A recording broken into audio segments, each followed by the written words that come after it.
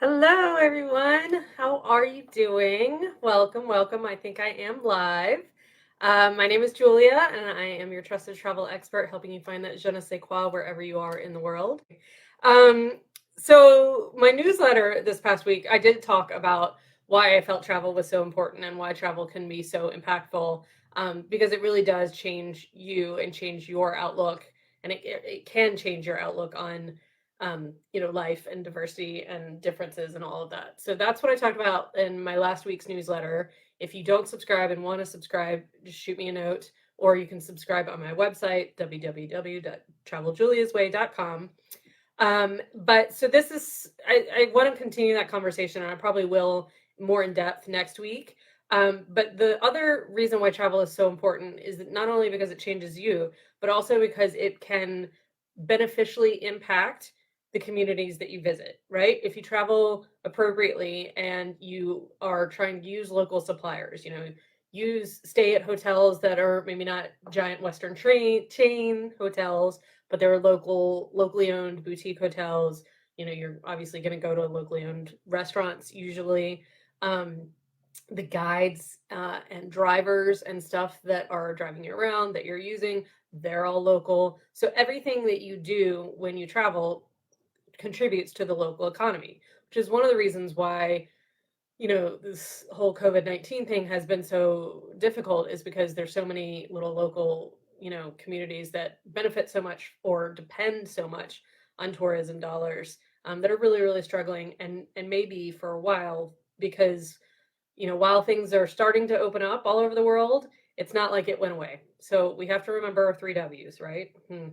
Um, but again, with that, knowing that when you travel you contribute to the local community, you can make choices to support specifically minority owned businesses or projects, as much as you can.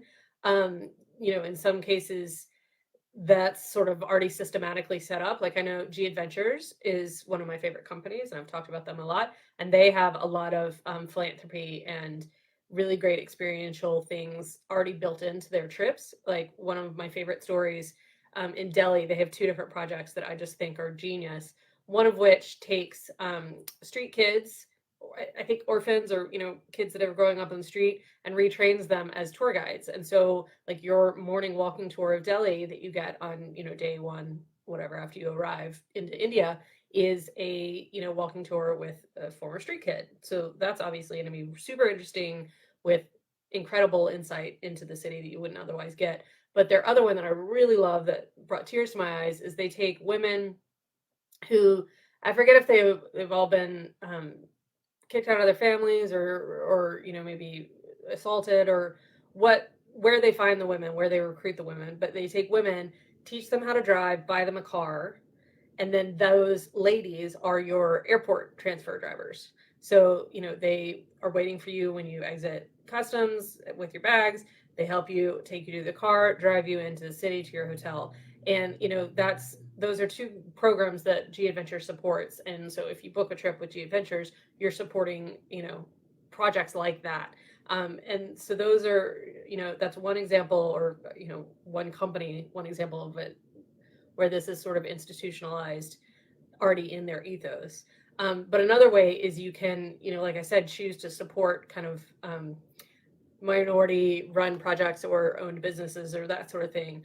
One of the really cool things I learned when I met with a Botswana supplier, um, was that there was a female guide there, and there, to be a safari guide is very, very difficult. I mean, every country's regulations are a little bit different, but it is, difficult, and probably, obviously, or maybe not, but it's a male dominated profession, right? Um, Big time. Well, there's this one particular lodge on the Chobe River. I think it's, I forget the exact name, but it's something Chobe something lodge. I forget. Nature lodge. And they have their entire safari guiding staff is all female, which I thought was amazing. I mean, so they have however many it is, 10 or 12 guides, safari guides, that take you out every day to see the different wildlife. and teach you about the ecosystems and the nature and everything that you're seeing. And every single one of those at this particular lodge is a woman.